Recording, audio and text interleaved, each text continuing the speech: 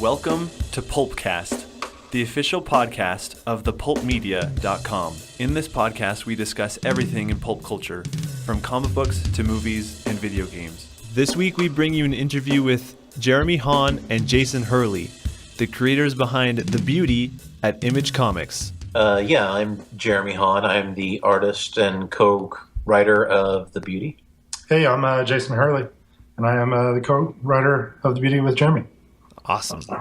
So good to have you guys on the show. Let's start with how you got into comics, maybe a bit of a background. How did you start writing? How did you start drawing? I've been in the industry now for, feels like forever. It's, I think this is my 13th year, maybe. I was just that kid that kind of always wanted to do comics and didn't really ever see another path. My mom really didn't like that when I was a kid. You know, she always kind of wanted me to have a backup plan, and I kind of thought backup plans were for dummies. I got out of high school, went to college, did a little bit of that, and then left college because they really weren't that into me doing comics. It sounds like everybody kind of wasn't into me doing comics. That's weird. But I started on my own independent comics, which led me doing my first Image title, Paradigm. And that just kind of led to the next thing into the next thing. I eventually talked to C.B. Cebulski over at Marvel, and he got me a gig doing this little Civil War project that they were doing. I did Captain America, Iron Man for them, and that led to me then getting a gig at DC, and I worked in the Bat office there for a while. From there, I decided I was going to come back and do my own creator-owned stuff, and now I'm back at Image, very, very happily back at Image, so it's good. So at your time at DC, were you a creator or were you in like editorial? Oh no, just creator. Okay. Me in editorial would be just a bad idea. I mean, I'm pretty, pretty. There would be lots of name calling, I think. Yeah. Disorganization is kind of one of my skills. So, yeah. Awesome. What about you, Jason? Well, my story is not nearly as exciting as Jeremy's. I got into comics through retail. I've worked in comic shops off and on for, longer than Jeremy's drawn comics. But I just did that for a long time. Then Jeremy and I became friends and kind of talked about different projects that, we had in mind. And over the course of a long car ride back from St. Louis, talked about The Beauty and concept for that and fleshed out a story and decided that we should write it together. It's actually a much more exciting story than you give yourself credit for. Well, it's a much shorter story. It's not nearly as long-winded. Give me that. Right, yeah. Well, okay. Yeah, you guys both had to pay your dues in a sense. Yeah. I think, and I think that we actually have, coming out of different areas, I think we have a pretty good dynamic. I think there are a lot of things that I might approach from one direction, but then getting his input, on how you want to treat things along the way. I think there are a lot of times where we'll discuss marketability or how something would affect retailers, and we try to take that pretty seriously. Yeah, I think that coming at it from the two different directions that we do, the always been a creator side, and then me coming from a retail side, we have kind of slightly different marketing ideas than some other comics might have because of that. I think it helps us out. Yeah, I think that's incredibly unique. I've never met with anybody who has a retail background. I mean, I know there's a few of them, but I've never known distinctly any. So this is really cool. I think that's a really cool mashup that you guys have going. Yeah, we're pretty happy with it. It works for us. Let's talk about The Beauty. What is The Beauty? The Beauty is a book about an STD that makes you beautiful. That's the simple heart of it. So what was the development process coming up with it? Where did this core idea start from, and then how did it build out into what it is today? for years, I mostly drawing comics. I always wanted to get back to or do more writing whenever I had the opportunity. And there's kind of a thing where you get busy and you stay busy and you don't have time to expand and do the things you want to do. I love working on mainstream titles. I had the opportunity to work in the Bat office doing stuff there for several years, and they were fantastic to me. But the whole time I was just regretting that I wasn't able to do more writing on my own. And being friends for so long, we were constantly talking about things that, stories we were wanting to tell and stuff like that. And Hurley always kind of pushed me. He's like, why don't you write that? Why don't you do that? And there really came a point where I realized that we were two guys that were a great checks and balances system for one another. And I would tell him some crazy idea, and he'd tell me that it was idiotic, or he would really do this thing about like, oh, what about this? And all of a sudden, the story would become better.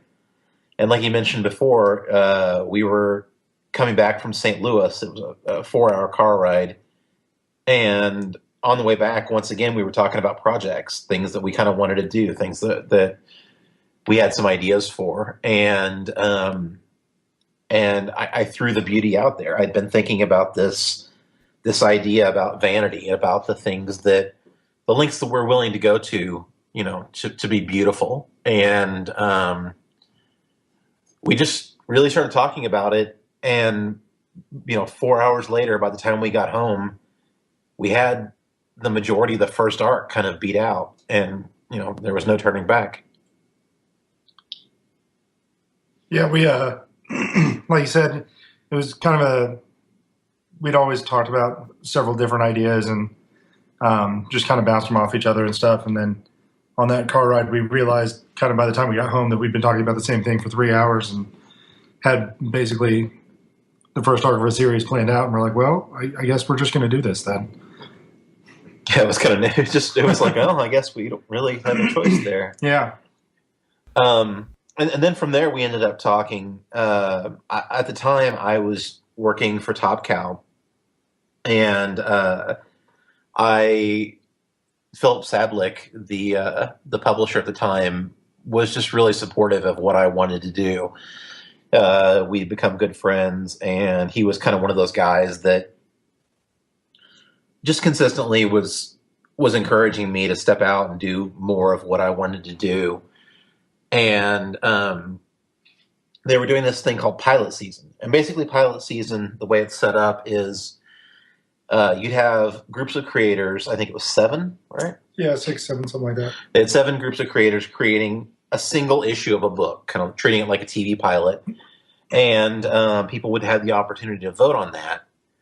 And then the winning book would then go to series. And so we were a part of that, and we pitched them several ideas, but the beauty was kind of the one that we wanted to do, and it was definitely the one that they reacted the most to.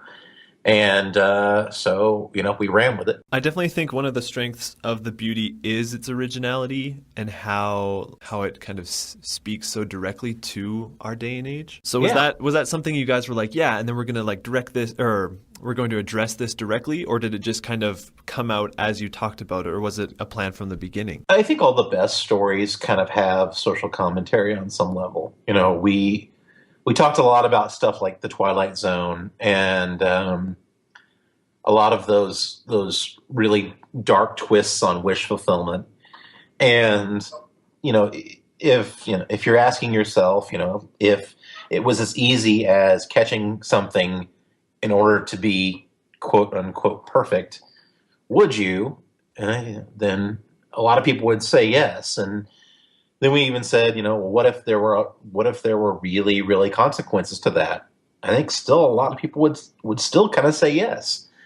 And that's kind of a perfect story. That's a perfect start for us. Yeah, and we actually had some kind of fortuitous stuff come up. Sorry, excuse me.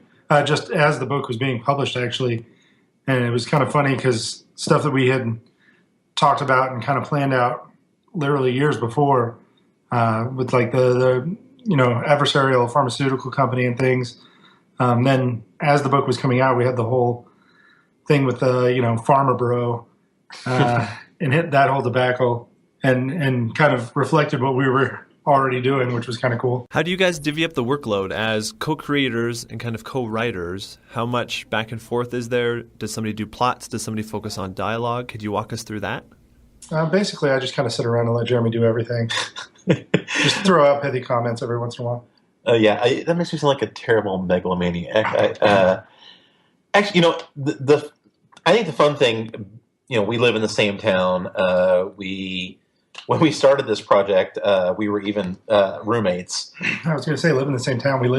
At the time, we lived like 20 feet apart. Yeah. And even now, it's like 3 blocks. So. Yeah. We live within walking, driving distance. And so everything kind of happens in the same room. I think a lot of co-creators, they don't live in the same state, sometimes not even in the same country. The advantage that we had was every single time we meet, we pretty easily, can look at what the other's doing and mostly just treat it like conversations. Most of the time, all the time actually, we sit together in the same room. Usually Hurley's on the laptop and I've got, paper and pencil, and we are working on the story, breaking it down, creating an outline.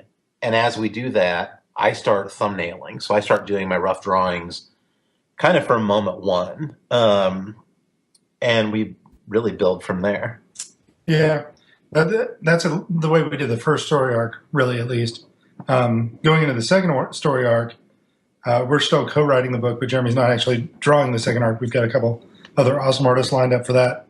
So that's more both of us on the laptops, and so anybody walks into the room, it kind of looks like we're playing Battleship. Yeah, we started using, I guess pretty immediately, the Google Docs stuff, where you can kind of write in real time, and so we can see each other's cursors, even though we're sitting in the same room. We still do this, which is kind of silly, but one of us will be typing something, the other's kind of looking at it, and then we make fun of one another. Right. Yeah, you can actually. It's cool to be able to both be working on the same document at the same time, and it's really handy. So as you work, are you scripting, or is it more kind of like Marvel style? Here's a scene, here's where it ends, then we'll transition over here. It's kind of a amalgam of that. It's we do kind of a Marvel style thing, but then we find ourselves writing, long swaths of the script all at once. It's a much more, I think, working together and trusting one another so much, we really have a pretty relaxed way of doing all of this. There are times where I think that actually kind of works against us, where suddenly we're like, oh, we've got to finish the final pass for the lettering. Yeah. In an evening. Yeah, and the final pass for the lettering means writing half the dialogue for the book. Yeah. Which, we've already talked out and know what it is, basically. You just got to put it down on paper. And I think that that's actually a really nice thing about being co-writers. We clearly know the voices of the characters, and we're a good checks and balances system for one another. There's a lot of times where I'll be going at something, and Hurley will be like, yeah, Vaughn would not say that way. And we don't really have a lot of ego between us either. I think that we work best when there's that input, and it's most exciting when we're figuring out the best way to do something. Yeah, I totally agree. So since you two are so close, how is the rest of the creative process with the colorist and the letterer? How does that process go? really, I almost wish that we had more like horror stories to share here. This is Yeah, it's it's really not that exciting because we're like, hey John, will you color this? And he's like, sure, and sends it back. And we're like, holy crap, that's awesome. yeah. I've had the opportunity. I've worked with John Roush for forever, really, for about over 5 years now, off and on things. We started working together. We wanted to work together for quite a while. We're on a little mailing group where we, mainly just sit around and bitch about stuff.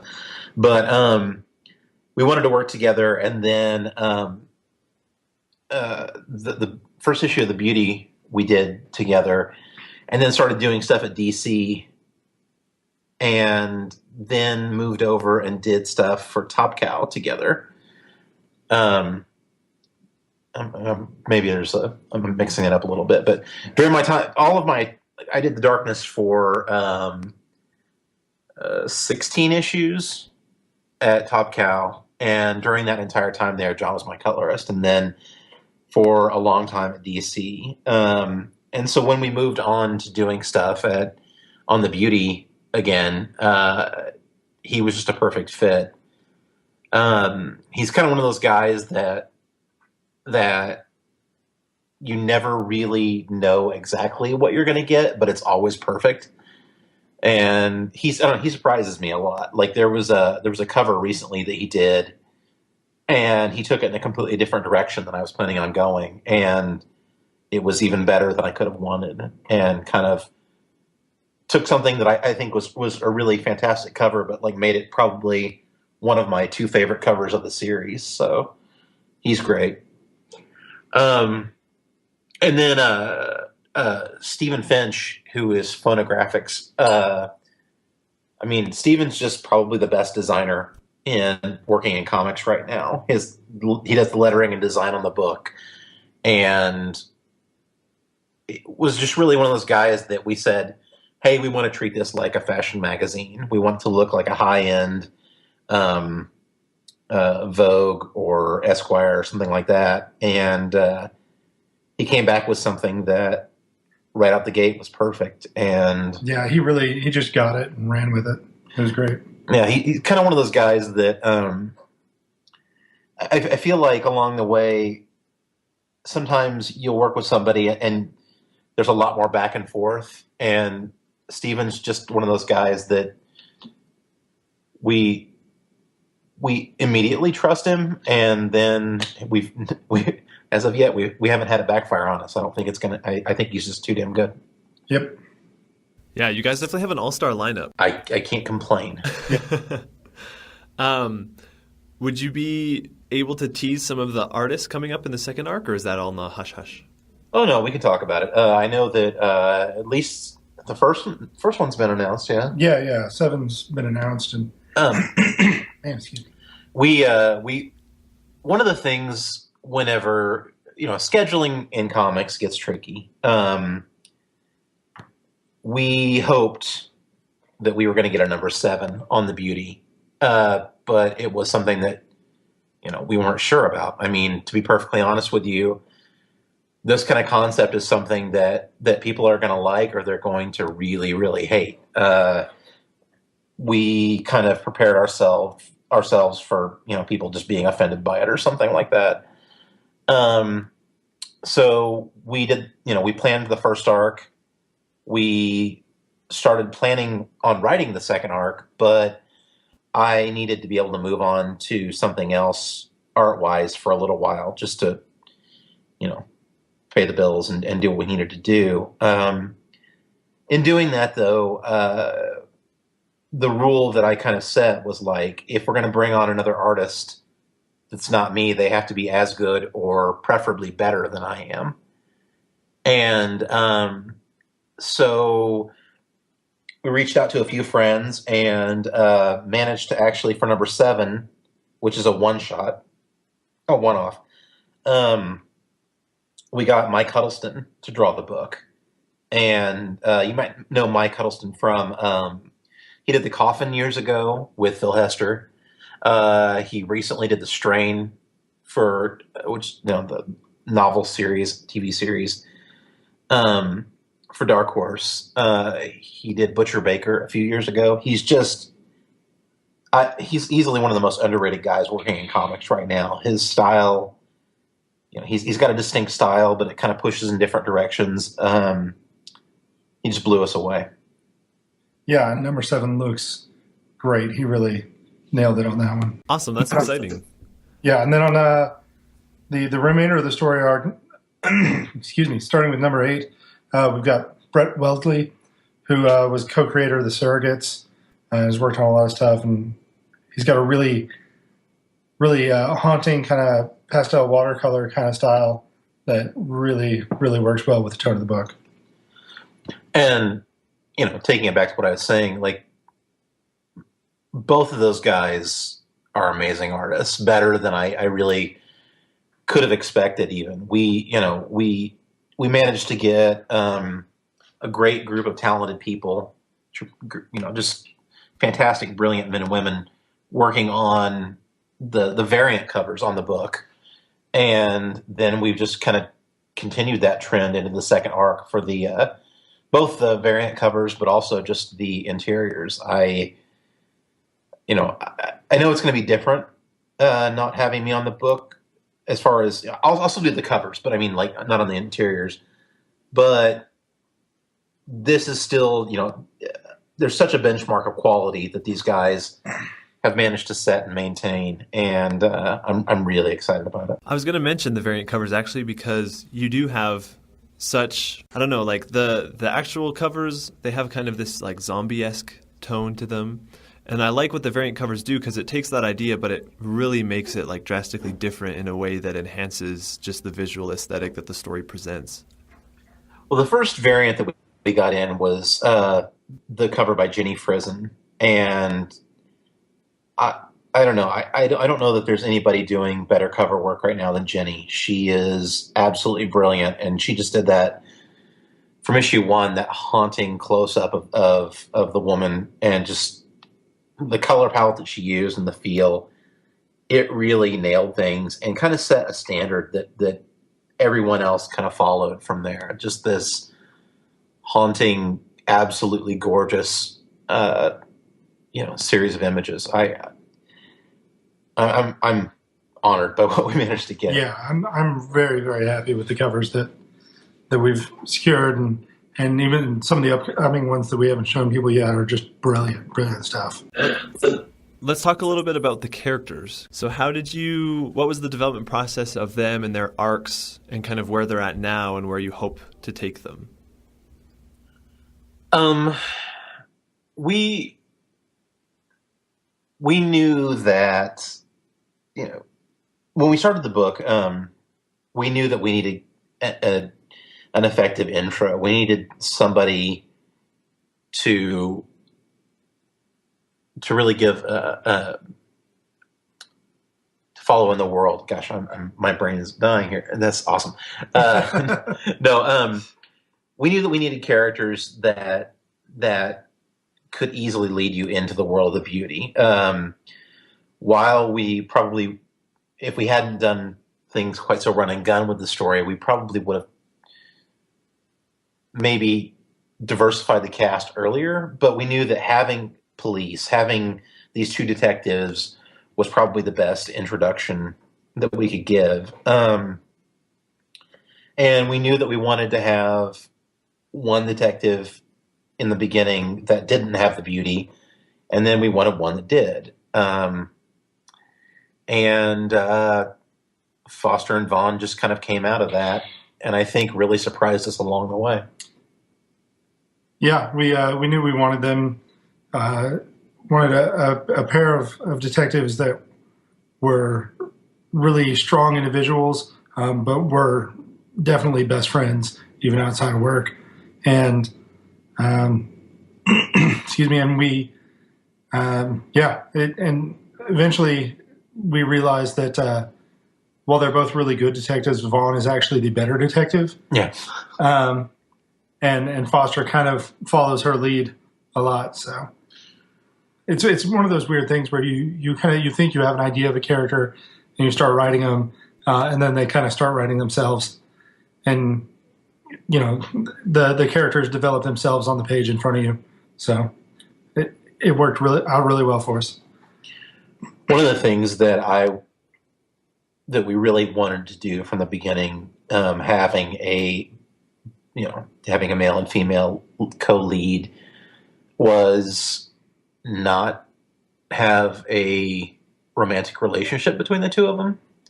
The first issue is pretty tough in the way that you kind of see Foster's marriage falling apart, and we just didn't have any interest in doing the thing where Vaughn, where they would actually get romantically involved. It felt like a betrayal of the characters, and I'm a huge advocate of the idea that men and women can be friends in the workplace and just in personal lives, and they are so close during the series.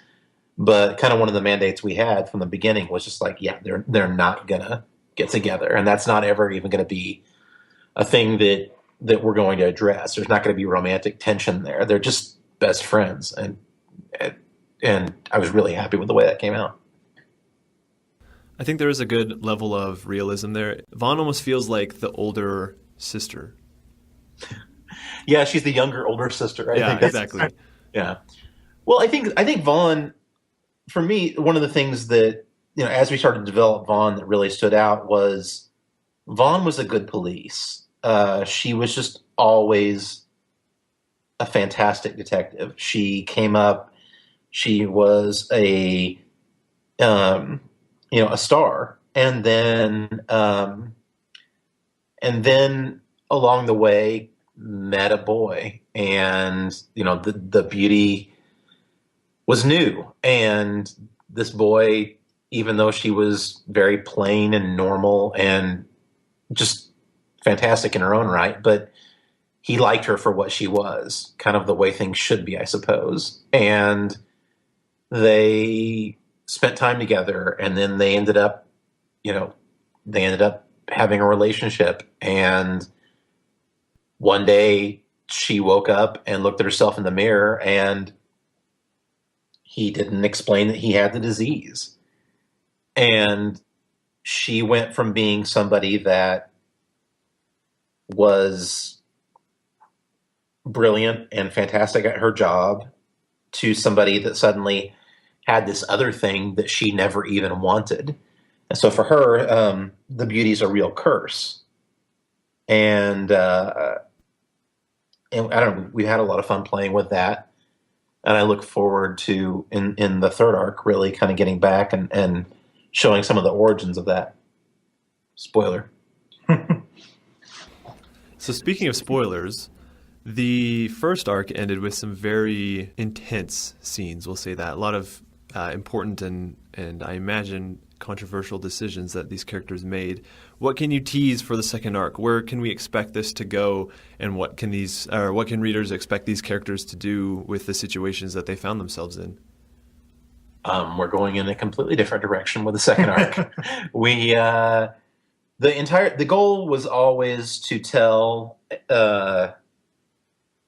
the end of the beauty with the first arc. And then with the second arc, we're going back and examining that 2-year period and really showing it from different perspectives. The first arc really gives us an overall view of the world, and we understand the disease. And now we get to meet new people and have some of these old people kind of feather in and out. But a lot of what we're doing is kind of expanding the world. For us, for as interesting as Foster and Vaughn and Calaveras and Brandon and Lundy really are, we're dealing with a morality play. We're dealing with stories about these characters and asking, what would this person in this situation do?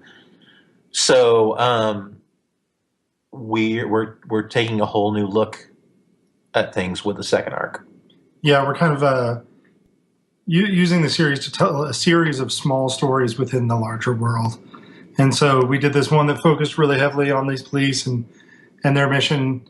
And then our next story arc, we're actually jumping back in time about a year and a half and following a different set of characters and seeing their small personal story within this wider world of the beauty.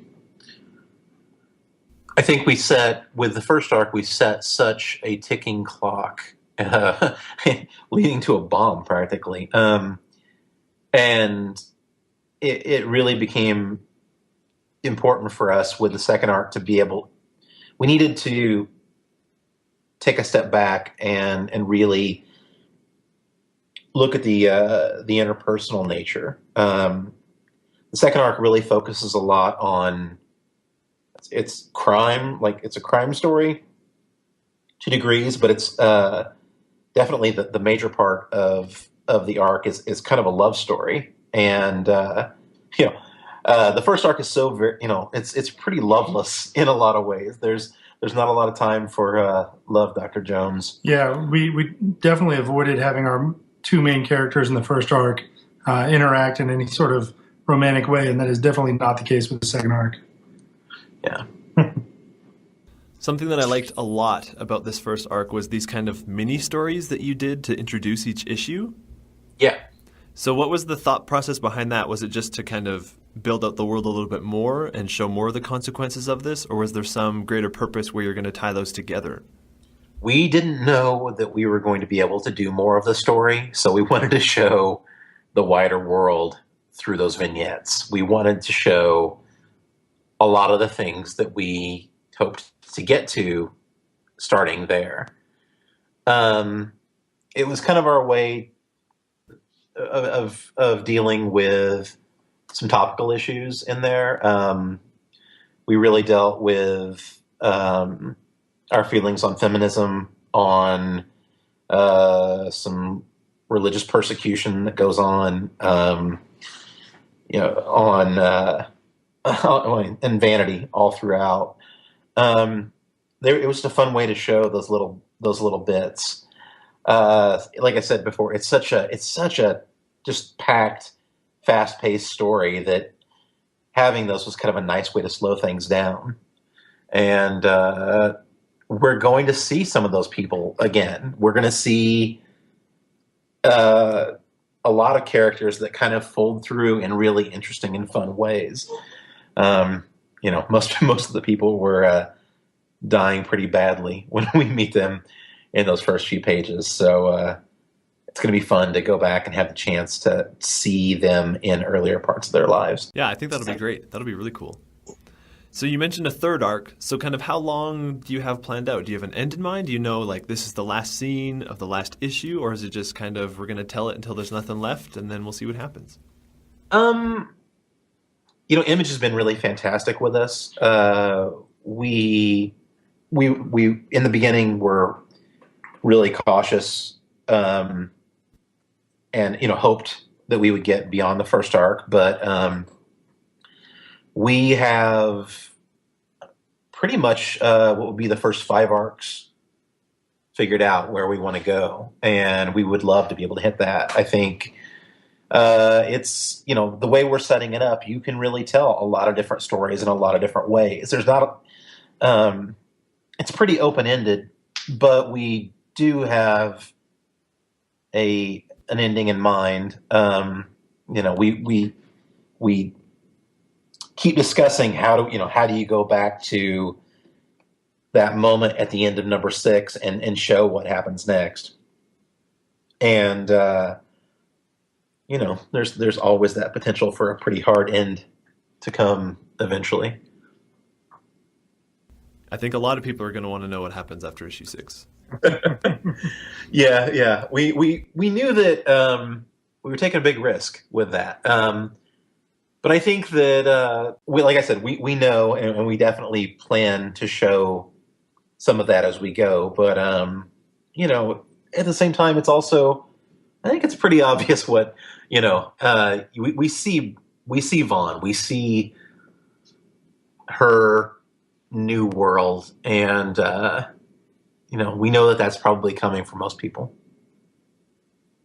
I like the idea that you guys have of kind of switching up like the time periods. I mean, jumping around in time a little bit, because I feel like what you did with the first arc of setting it up to introduce the world was really smart. And then you can once that foundation is laid, and then going around to the different times and characters to build that out is really really effective as a storytelling technique. Did you find that some people had problems, and if they had trouble following it because it jumped around to so many characters at once? A little bit. I know, like, my mother actually sat down with me after each issue came out, and she's like, all right, now, this guy, like, just give me, what did this one character do? And, like, rather than bouncing back and forth between the characters, she wanted to know this guy from beginning to end, then this guy from beginning to end. So I know that there were some people that had some problems with the way that we bounced around a lot. And I'm sure that that'll only be exacerbated by us jumping around in time as well. But, I mean, that's just, this is the kind of story we wanted to tell. It's the kind of story we like to read and watch, that kind of almost nonlinear, and big cast of characters that you jump around between. I do think at the same time, audiences are very, very savvy right now. Except my mom. Your mom is delightful. She's wonderful. My mom didn't even read the book, so so his mom gets a one up automatically. But I think what the way TV is structured right now, more and more we understand complex storytelling. I think some people, it was a book that a lot of people really love, but it wasn't for some people, and that's fine. You have to understand your audience and respect your audience, and tell stories that you're proud of. And I love the way we told this story. I think that in some ways, the second arc into the third is going to actually be easier on some people, because, like with number seven is a one shot featuring one character and his journey from beginning to middle, beginning to it's not a hard end, but it's like that Chris Claremont thing where it's never the end, it's always the beginning. Right, exactly. The end of every issue, the beginning. And so you mentioned you like to also take in stories that are structured this way, but do you find that other people want just like how Marvel does it, how it's this chapter of the book, and then it goes to the next chapter of the book, and it keeps on being successive? I mean, that's what Marvel Comics are for, though. Right, and that's what I mean. And so that's what I think one of the strengths of Image these days is you have these creators who can come in and say, no, I'm going to do it this way. And I think that's helping the comic book industry, because it's educating people on, you don't have to tell a story completely linearly. One of my favorite books on the stands right is Southern Bastards. We've known Jason Aaron for years, and both Jason Aaron and Jason Latour, and that book is told in a way that you really wouldn't expect. The first arc goes to a crazy place, and then we meet different characters in different places and different parts of their lives from there, and I think it's a perfect example of what you can do with storytelling. I think that some of our favorite kinds of stories are like that, or like 100 Bullets, where you get a story that you can take one moment in time and slowly expand on it, and then go over here and look at this, and it all builds on a whole, on a story that by the time that you're done, you understand that it's a really, really involved, beautiful, somewhat intricate world. That's what we're trying to do. Awesome. So you brought up Southern Bastards and stuff. Do you guys have a lot of spare time to read comics? Do you have like a pull list that you pick up every week? Well, I mean, I run a comic shop. My day job is managing my store. So I read, a lot of comics. It's literally my job. And Jeremy has a fairly considerable pull list at my store. Yeah. I mean, that's kind of the fun thing. I'm a pretty unapologetic fan. I read a lot of books when time allows. My wife probably kind of hates me for the ridiculous stack of books that I have beside my bed. That's now probably bigger than the bed itself. And hates me for selling them to him. Yeah, but I think that's kind of a fun thing about him working at the shop too. He's always kind of saying, "Hey, check this out. This is a new thing." As much as we love comics, I think that we're also more, we're huge cinephiles. We are constantly watching, watching movies together, watching TV shows, talking about those, and I think that those really the two things, comics and film, television stuff, have kind of informed how we build our own stories and kind of the things we love. Awesome. I think it's important to take in a lot of different types of media in order to kind of take the strengths of each and then apply it into the one that you want to create within. Yeah, I think, for a long time, comics were pretty incestuous. It was people taking versions of the same story and just kind of retelling it over and over again. We've stepped away from that now. We're not really in that same spot anymore. If you look at, especially at Image, but so many other places, you can tell any story any way. It's not just limited to dudes in capes hitting each other. Not that dudes in capes hitting each other is a bad thing. Yeah, and I mean, absorbing different media and looking at the way that they structure their stories and really, like we were talking about the kind of short vignettes at the beginning of each issue of the first arc of the Beauty. That's kind of a thing that we took from the way that TV shows are structured, where you've got a cold open and then you hit the credits and then you go into your main story. And the cold open will sometimes tie into what goes later on. Sometimes it'll just be its own little thing. But that's kind of a device that we pulled from another medium and tried to repurpose it for comics. Awesome. Is there anything that you want to add about the Beauty? Today we got. Yeah. I woke up and there was a huge stack of boxes on my front porch. The trade officially arrived, and that's out March 16th. Yeah. Within 2 weeks. One of the things I'm really proud of the Image has done with their first trades is they're $9.99, and I think it's a perfect jumping on point for people. It's a price point you kind of can't argue with. There's not a single friend that I have. When I'm talking about an Image book, I'm like, hey, here's Southern Bastards, or hey, here's Revival, or any of these, The Walking Dead. Nobody really says no to a $9.99 trade featuring 4 to 6 issues. It's kind of a good thing. So that's out March 16th, and we're really excited about it. We're really kind of pumped about what comes next. And then when can we expect issue 7? That's May. It's in May, the third week in May. I don't remember the date exactly. Yeah. Okay. Awesome. So we'll do some goofy stuff. All right. We like goofy stuff. Who is your favorite Ninja Turtle? Oh, Donatello. He does machines. Nice. Raphael. Excellent. Because it's sullen and brooding, and He's like, pretty much. What is the first food that you go for when you walk into a buffet? And this is a buffet that includes any type of menu.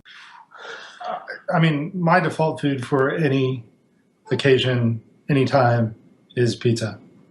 Like, I will never not eat pizza. I don't think I've ever not been in the mood for pizza. So that's what I'm going to go with. So you're going to a pizza buffet? Ideally, yeah. Yeah, he's a deplorable human being because his favorite pizza buffet is Cece's Pizza. Don't be knocking Cece's. It's like cardboard with some amazing. ketchup on it. It's like $7 for all the pizza you can eat. He and I've got an 11-year-old kid, and they're obsessed. An 11-year-old kid, he refuses to take to his favorite pizza place. Yeah, well, and so I have to take him. Yeah, well, that's what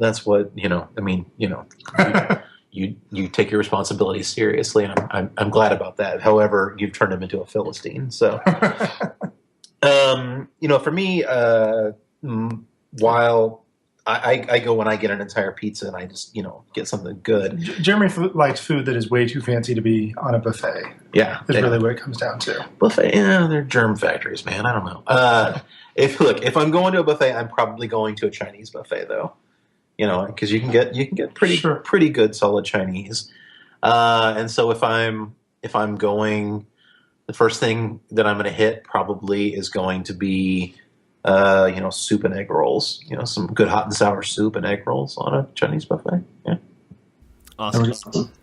So this last one is a little bit more complex. So you're going to name the music album you would take, a book, and then a movie you would take with you into like a fallout shelter when the bombs start falling. Yeah, I can come up with a movie easy.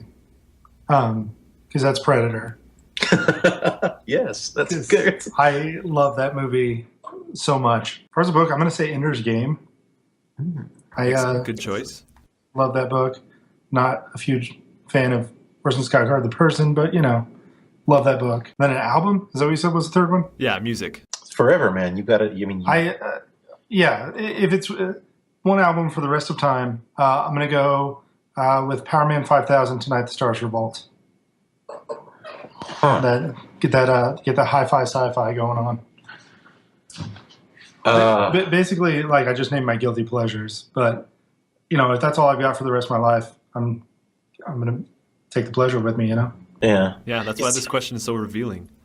Yeah. See, I can't go super highbrow either because it just has to be stuff that I want something just shallow and fun. Yeah. And then Ender's Game. Well, I've kind of a little bit of a way around part of what he's doing here. So Jimmy has a small cheat. Yeah, a small cheat. It's just a code. So I'm going to probably go novel. I would need something that was really like a big chunk of a book. So I think I'd go with the full edition of The Stand by Stephen King. Saw that coming. Yeah. It's like 1,000,000 pages, isn't it? Yeah, it's like 1.5 million pages. It's pretty good. Yeah. Because look, there's stuff that you can go to, like immediately. Immediately, I wanted to go the Harper Lee route. Yeah. Really, and then even more highbrow than that. There's things that I really love. Like I love Bram Stoker's Dracula. I love Mary Shelley's Frankenstein. I love all the horror novels. But there's something about The Stand. The Stand is like such a classic tale of good and evil, and it's just massive. You can spend a good chunk of time reading it. You really only have to read it like once a year, right? Because I read like a child. It's just slow. And then you can burn it if you need to start a fire. Right. I could stay warm for a long, long time. So yeah, The Stand probably for my book. Movie. Oh, this is hard. The television miniseries, The Stand. Exactly. Oh wow, that would be overkill. I would just off myself. Yeah, that would be too much. Yeah. I have to go with Empire. Empire Strikes Back. Yeah. Yeah. I mean, solid. And it was it was down to I was really like Raiders. Do I do Raiders or do I do Empire? But Empire kind of has more range. It's a lot of lightsaber fights. Yes, it's lightsabers. Really, was what it is for me. Also Bespin Leia. Right. The love of my life. And then album. I'm going to go with a couple years ago they did a really great 2-disc compilation. This is my cheat here. 2-disc compilation Best of Bowie. Ooh, that would be good. Yeah.